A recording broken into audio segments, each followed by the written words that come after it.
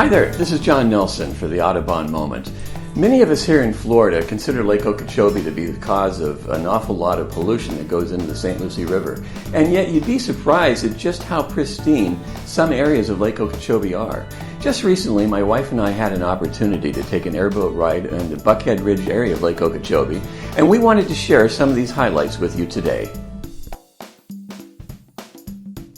Lake Okeechobee has always been known for gators and fishing, and in both cases the lake usually doesn't disappoint. With a shoreline that is over 140 miles in circumference, Lake Okeechobee is so large that it has a hand in creating its own weather patterns. Early settlers looked at the lake as an endless supply of water for agriculture, but they were also forced into having a healthy respect for the lake, especially after the hurricane of 1928 that killed nearly 3,000 people living along its shores. Throughout the history of Florida, Lake O has often played a critical role in our state's development. It took over 30 years of dike and water control construction projects to make the lake as we see it today. Yet we often look at Lake Okeechobee as a polluted lake filled with urban and farm waste runoff that often feeds massive algae blooms. These same algae blooms often drain into the St. Lucie and Caloosahatchee rivers, and while this is a source of great concern, there are other areas of the lake that are still pristine, and they provide a sanctuary for birds, gators, fish, and other wildlife. The northwest corner of Lake Okeechobee is known as Buckhead Ridge, an aquatic preserve of sorts that is far removed from the muck and the polluted sediments that fill the middle of the lake. With a wide variety of grasses and aquatic plants to help filter the water, this area is home to several species of birds, including nearly all of Florida's wading birds.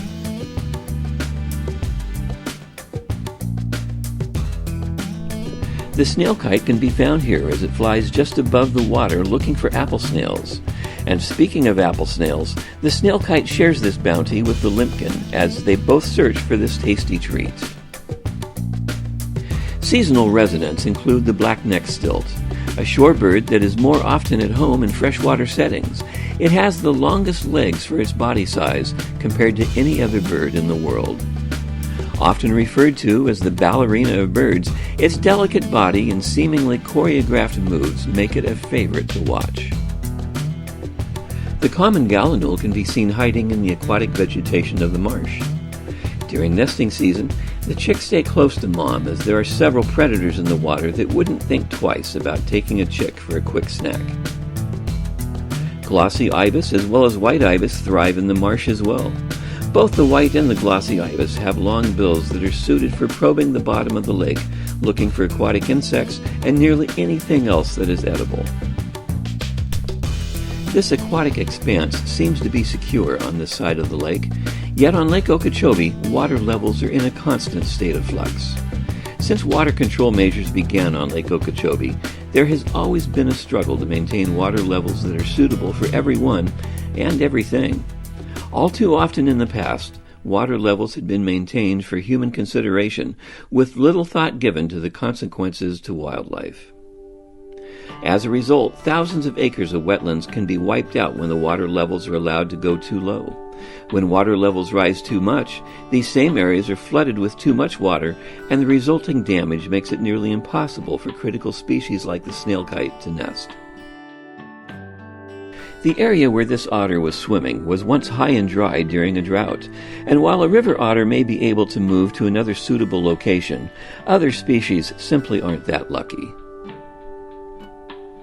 Lake Okeechobee has always been full of surprises, and if you look closely, the diversity of its wildlife will simply amaze you.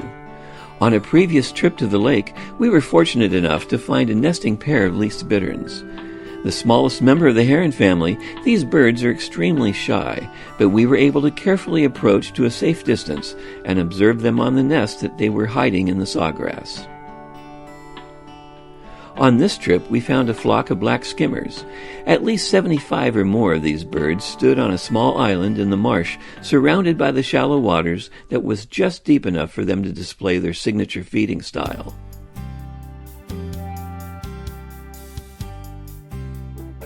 Flying low and slow, these birds drop their lower bill into the water and wait for it to snag a small fish or any other aquatic prey.